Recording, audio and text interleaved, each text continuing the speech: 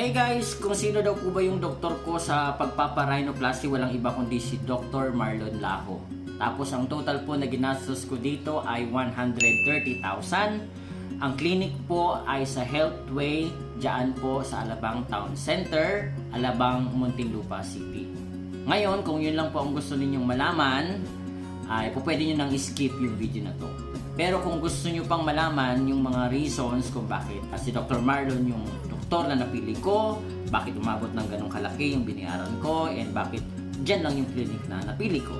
Para doon sa mga hindi pa nakapanood ng mga previous videos ko about my rhinoplasty, ito po yung itsura ko bago ako magpa-rhinoplasty.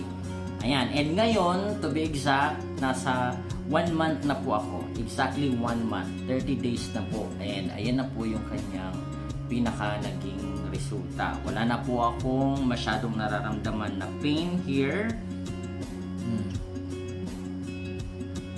Ayan, so kung makikita nyo, kung malayo, hindi masyado. Pero kung sa malapitan, natititingin mo. Ayan.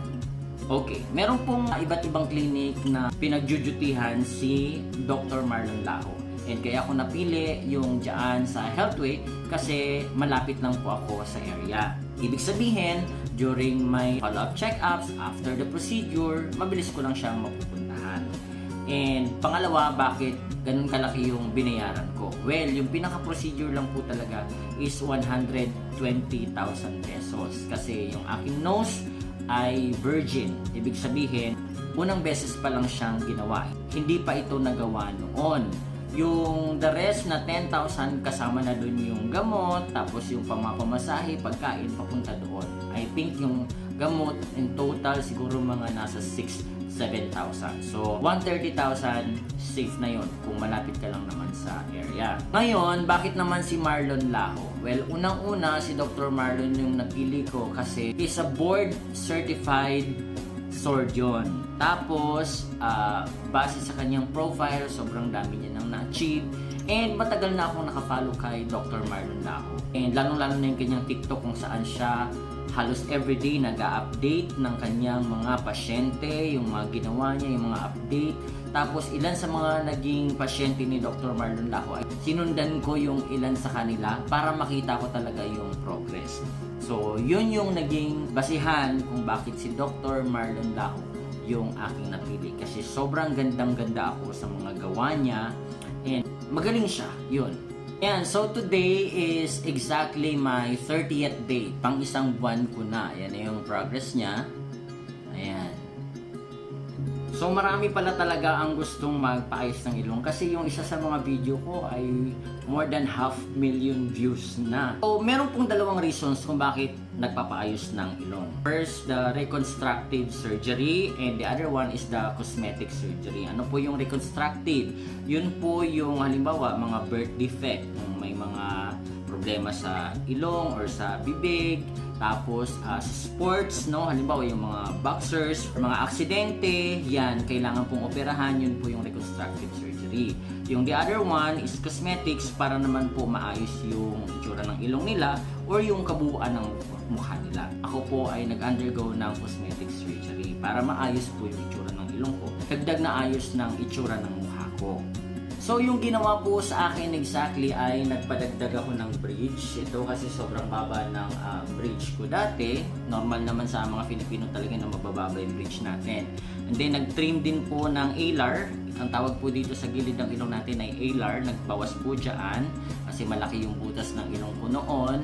Tapos nagdagdag din po ng tip plasty. So ganun po yung ginawa sa akin, tatlo. So, meron pong tatlong materials na ginagamit when it comes to rhinoplasty. Ito po ay base sa research ko. Kaya isi-share ko din po sa inyo kung bakit yun yung mga materials na napili kong gamitin dito sa ilong ko. Kasi hindi naman po basta-basta ang pagpapa-rhinoplasty dahil ito po ay decision na panghabang buhay na. Una po is the cartilage. Ang cartilage po ay nasa katawan natin yan. Saan yan nakukuha? Sa tenga, pwedeng sa ribs, or pwedeng sa hips, no? Pero yung sa akin po ay dito kinuha sa tenga. Yung pangalawa pong material is tinatawag nating Gore-Tex. Yung pangatlo naman ay silicone. So ang kinabit po sa akin dito sa tip ay yung kinuha dito sa aking tenga. Tapos yung nilagay dito sa bridge ay yung Gore-Tex. Hindi po ako nagpalagay ng silicone. Bakit?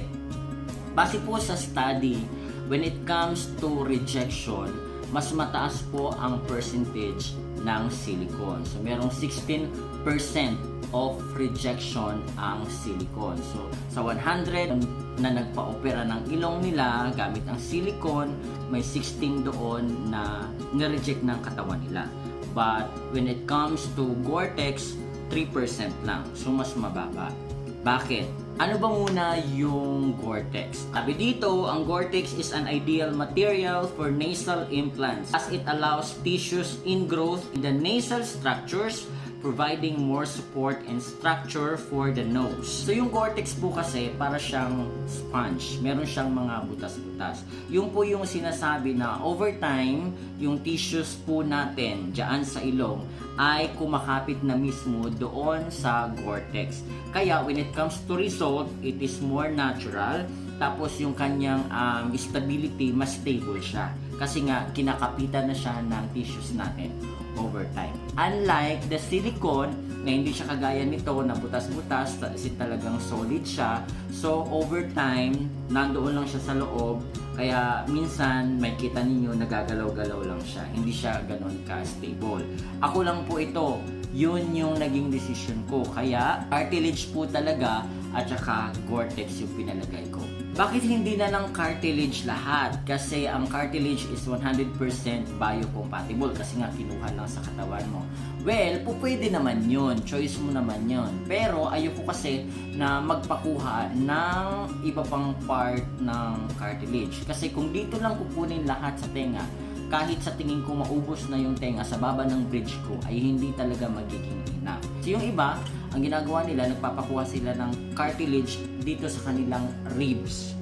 No, kasi meron po tayong cartilage dyan na mas makapal.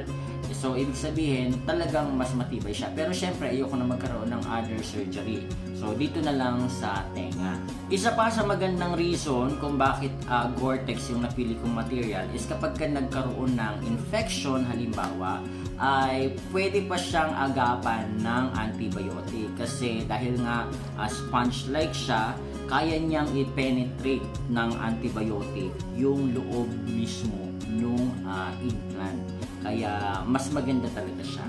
Although of course the disadvantage of using Gore-Tex is mas mahal, no, compared to silicone. Pero at least I am more comfortable kasi as for me, mas safe talaga yung Gore-Tex. Kahit pag tinanong mo yung mga karamihan sa mga surgeon, meron akong napanood na video, ang isa talaga sa mga pinaka-recommended when it comes to rhinoplasty, number 1 is the cartilage. Pero kapag kailangan pa talaga ng another implant, Gore-Tex talaga yung pangalawa sa pinaka nare-recommend nila. Kahit medyo expensive siya compared sa silicone. Tulog ka ba o gising during your procedure? Pwede bang magbigay akong peg kong ilong or insist ko sa doktor yung gusto kong ilong? Bakit ang laki ng pagbabago sa mukha kahit ilong lang ang pinagawa? Pwede pa bang ipaayos ulit kung hindi ako happy sa result? Did you consider the less expensive nose jobs like the non-surgical procedure?